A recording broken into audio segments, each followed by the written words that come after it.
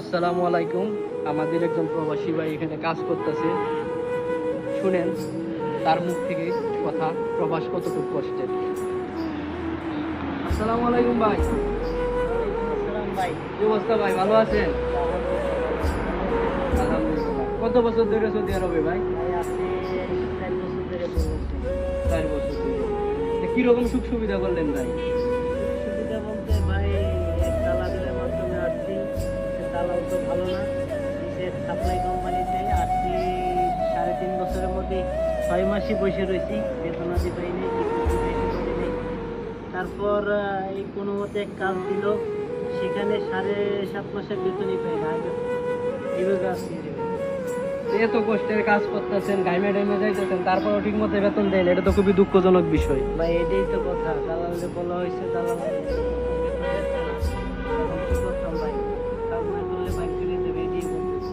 এখন বাধ্যতামূলক কাজ করতে হচ্ছে।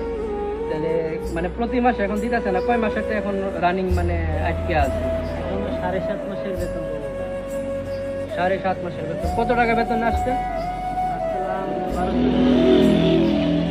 7.5 মাস 1200 টাকা বেতন হইলে প্রায় 7,000, আর হইতেছে গিয়ে 1400, প্রায় 8,400 টাকার মতো, প্রায় বাংলা টাকা 2.5 লাখ 3 লাখ টাকা আপনি কপিলের কাছে পাও না।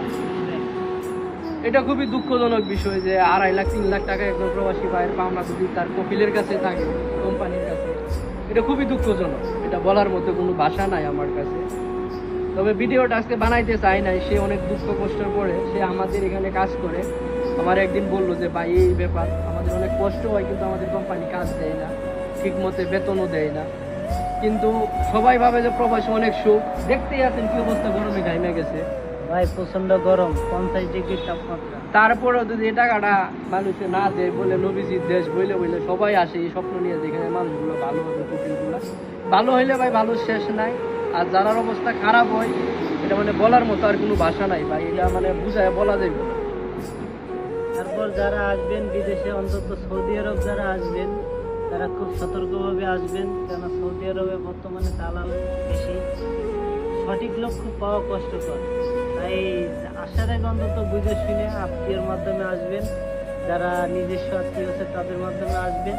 তাছাড়া নসের যে টাকা রিস্ক নেবে, যে না সমস্যা নেই টাকা ফেরত দেবে, এরকমের হলে আসেন, না হলে সৌদি আরব অন্তত আসিয়েন না। সৌদির অবস্থা ভালো না। আচ্ছা বড় ভাই, আপনার দালালটা কেটা ছিল? আমার দালাল ছিল আমার এক ভাই, ঠিক আছে। কিরকম ভাই? আপন মানে রক্তের ভাই ছিল তো বেশি, কিন্তু এখন বলতে পারতেছি না আপনি তার পরিচয়টা। তাহলে বুঝছেন তো, আত্মীয় স্বজনের মাধ্যমে আসলে একটু বুঝে শুনে আসেন, আত্মীয় স্বজনই তার মানে বেশি ধরাটা দেয়। যাই হোক ভাই, আর ভিডিওটা বড় করতে চাই না। যে ওই সৌদি আরব আসবেন অবশ্যই সতর্কভাবে আইসে নেবেন, কারণ এখানের অবস্থাটা বেশি ভালো না। তো কি বলবো, আর বলার মতো কোনো ভাষা নাই।